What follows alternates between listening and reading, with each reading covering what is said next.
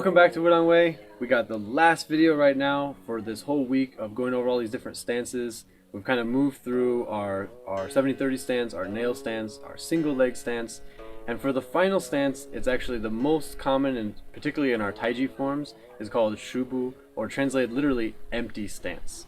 So for this stance, we actually come across it quite often in the different Taiji forms. So in our 13, our 108, the 28, all these different versions, we actually have this stance quite often. Most common, probably most people are familiar with the Bai He Lianzi, with the white crane spreading the wings. So we'll have that stance as we come up, and then we sink down into this posture before we get into Lao Shubu, before we get into these other stances. And right here, you have your basic Shubu. The hand positioning sometimes changes depending on the part of the form that you're in, but the footwork is very similar to our nail stance in that all the weight is on one leg, the knee is guided by the direction of the foot, and then similar to our 70-30 position like we do with Xingyi at the beginning of the week, in that we have the same spacing, but we have just the tip of the toe touching the ground. So it's like an empty stance in the fact that the front leg is empty. So very similar to our nail stance, very similar to our single leg stance, and the distance is shared with our 70-30 stance. So we have kind of a combination of all these different details throughout the week. Okay?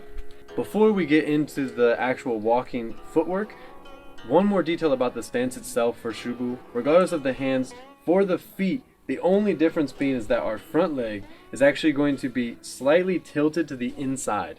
So if it's the left leg in front, we're going to tilt it to the right, and if it's the right leg in front, we're going to tilt it to the left. This is so basically the only part of the front leg that's touching the ground is going to be the tip of the big toe slightly on the inside. So you're kind of dropping the knee to the inside. You can think about the idea is literally to protect the groin. So if you have the knee straight open and like this position is very open and very weak. So we want to kind of drop the knee in, kind of angling the body a little bit sideways, so that way you have this kind of, the knees are facing the same direction, 100% of the weight on the back leg. The handwork is going to be similar to our 70-30 and kind of placed out in front, leading over that lead leg. So the left hand, left leg, if we step forward, then we do right hand and right leg. Kind of symmetrical in the same direction, everything nice and balanced. Okay? So then to get right into the practice, let's go ahead and break it down. So we're going to start with our feet together. Then we're going to step with our right leg. We always have this small step where we go out, with the right hand going out as well. Then here you're going to scoop the hand underneath, the left hand turning to the left, and then dropping down. So now you get the home base is going to be right hand right on the waist, left hand leading right at eye level, and you got your nice Shubu stance. Then we change to the heel.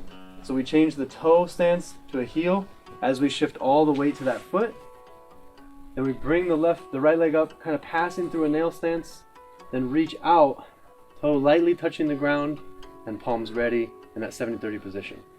We could just put the foot down and we can repeat it over and over again.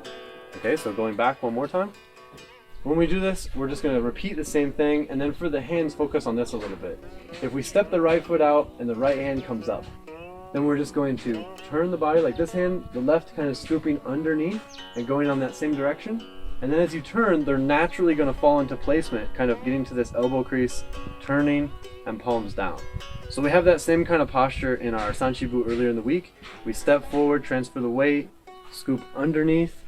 Then as we get to the side we're going, we turn the palms forward and rest. You have this nice empty chest, kind of reaching forward without locking the arm, keeping a little bit sunk. And you have this kind of like extended side of the body. Stepping, scoop, and flat. So very relaxed, very extended, and very soft. Okay? And we have there, we can have a closing finish and complete. So that is going to complete all of this basic training we've been going through the last 5 weeks, from Mabu, Gongbu, Xiebu, Pubu, into Shubu, and these different variations like with the Dingbu and the Dulibu, the single leg, and the nail stance.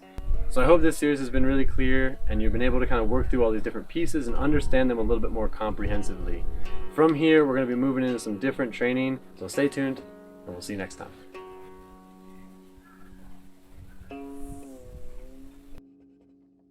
Thank you for watching this video. Be sure to hit subscribe, check out all the information underneath. There you can navigate to the Ways of Wudang Patreon account. And by becoming a patron, you can get access to all the main channel resources around martial arts, Taoist philosophy, even Chinese music, and group classes, live streams, one-on-one courses, and a bunch of other stuff as well. So I hope you'll go check that out, and I hope to see you there. Once more, thank you for all your support. We'll see you in the next video.